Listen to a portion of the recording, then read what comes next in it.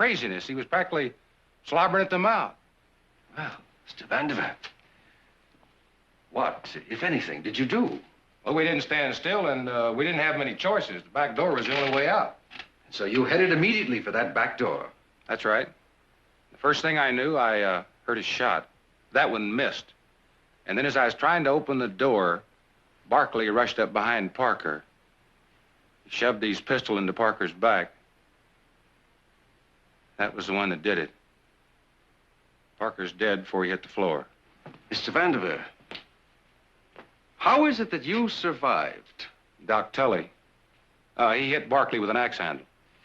And so, Mr. Vandiver, you saw Heath Barkley thrust his gun into the back of Parker Atlas and shoot him down in a fit of wanton rage. Yes, sir.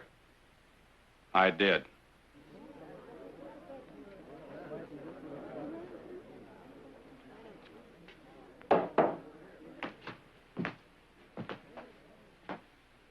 You're a witness.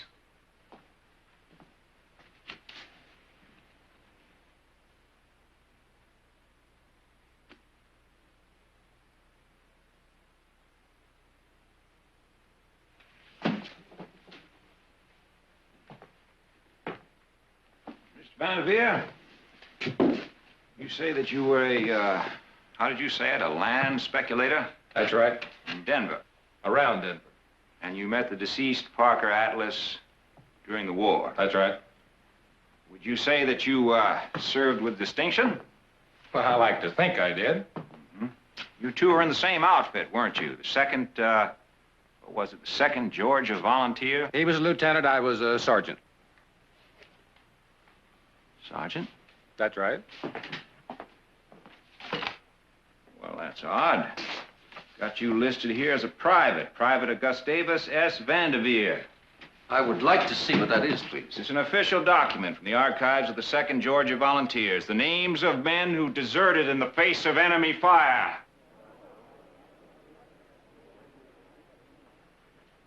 Would you like to have that entered into the record? Would you? All right. Now that we've got your military record straightened out, let's talk about your activities in Denver.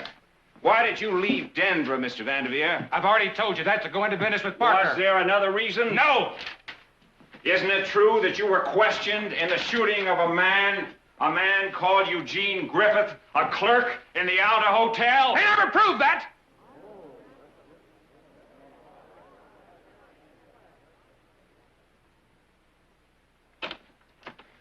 Gentlemen, I have a little present for you. Come on, get in there.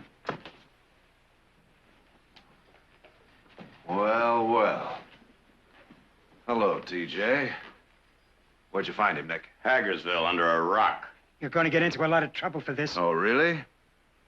Heath tells me he saw you in that barn, TJ. He's lying. I wasn't even in town. That's not the truth.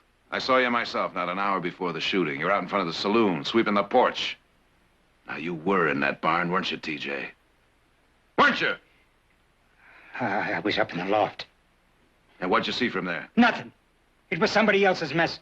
I backed off in a corner. Do you expect me to believe that? I don't care what you believe. I'm gonna put you on the stand, TJ, and I can make you talk, believe me. It won't do you no good. Take him home with you, Nick. I'll get a subpoena from Judge Lansbury. Come on, TJ, come on with me. You can help me saw a little firewood. What? Firewood, you can help me saw. No, no, we see, can get a you few more really things to do. Yeah. Jared, are you out of your mind? You know what he could do to us?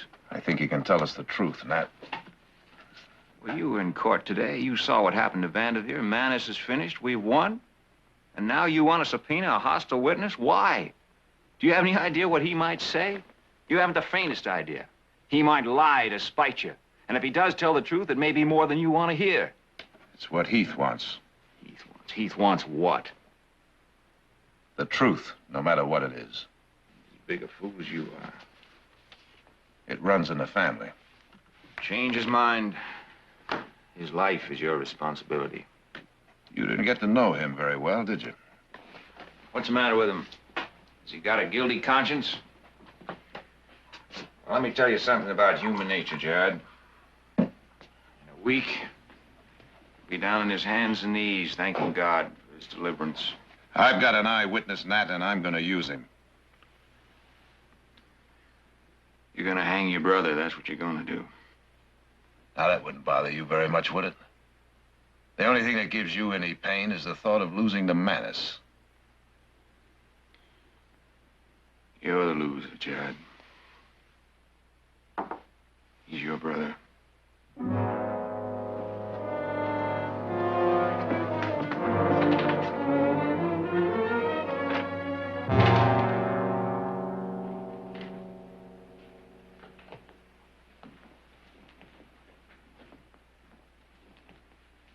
Would you state your full name, please?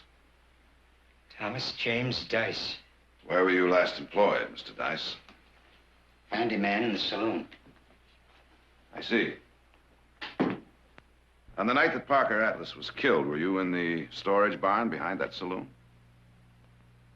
Yes, sir. What were you doing there? Minding my own business. I didn't ask you that. I was up in the loft, stacking whiskey cases. I see. And while you were in that loft, did anyone else enter that barn? Atlas, Vanderveer, and your brother Heath came in. Will you tell us what you saw, Mr. Dice, after those men came into the barn? Nothing. Did you have your eyes shut? No. You were in the loft with your eyes open, and yet you saw nothing.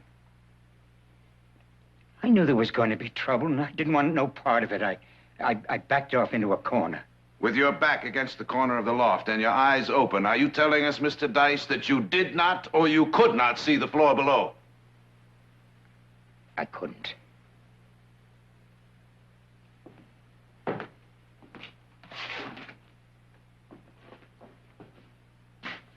Now, Mr. Dice, this is a scale drawing of that barn.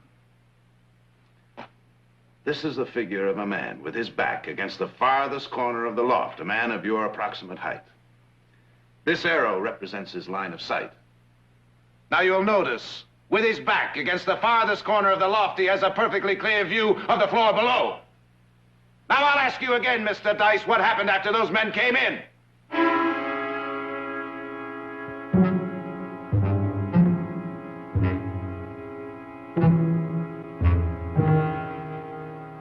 I'm waiting, Mr. Dice. Please, leave me be. I don't want to get involved.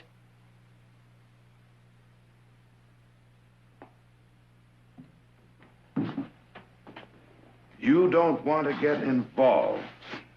All my life, I've lived clean. Never no trouble, never. Walk away. Don't get yourself mixed up in other people's messes. That's what I've done. Walked away and lived clean. I pity you, TJ. Oh, how I pity you. The emptiness of an existence without commitment. The terrible loneliness of a man who refuses to get involved in the world around him. Have you ever for one brief moment thought what it would be like? What it really would be like to be in some terrible trouble and desperately need someone's help, only that person wouldn't give that help because he refused to get involved? Don't you think you've cowered from the responsibilities of life long enough, Mr. Dice, because this time you are involved? You were in that barn and you saw Parker Atlas killed. I know it, the judge knows it, and the jury knows it. And if you refuse to tell us what happened, you'll not only be guilty of perpetuating a worthless existence, you'll be criminally guilty of withholding evidence.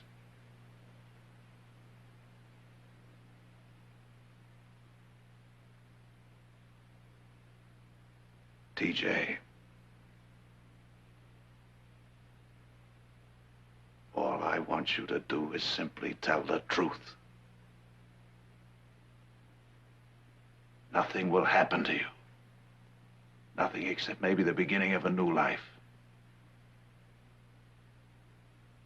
You were in the loft stacking whiskey cases. 3 men came in. Parker Atlas, Gus Vanderveer, and Heath Barkley.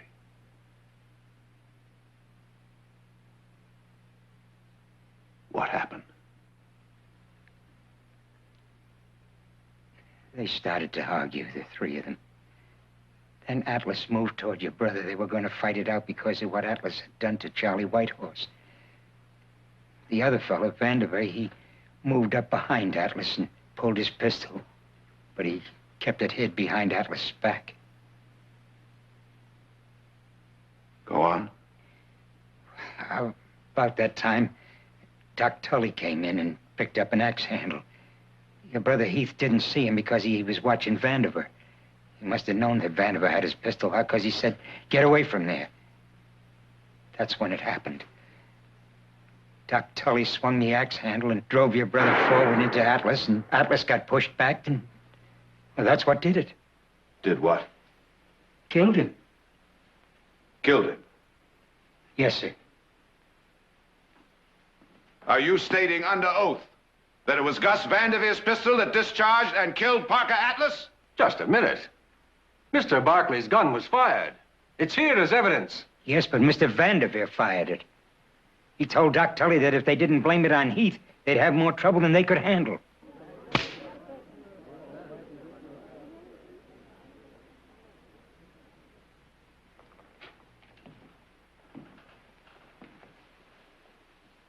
Thank you, Mr. Dice.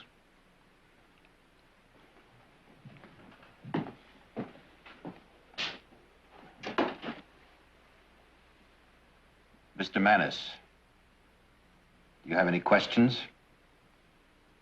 No questions. Case dismissed.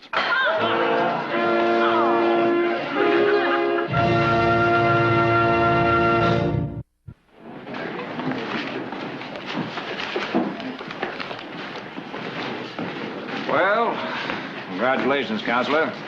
But I still think you were wrong. No reason for you to take that risk. There was plenty of reason, Mr. Springer. I had to know the truth. So long, Gerald. Goodbye, Nat.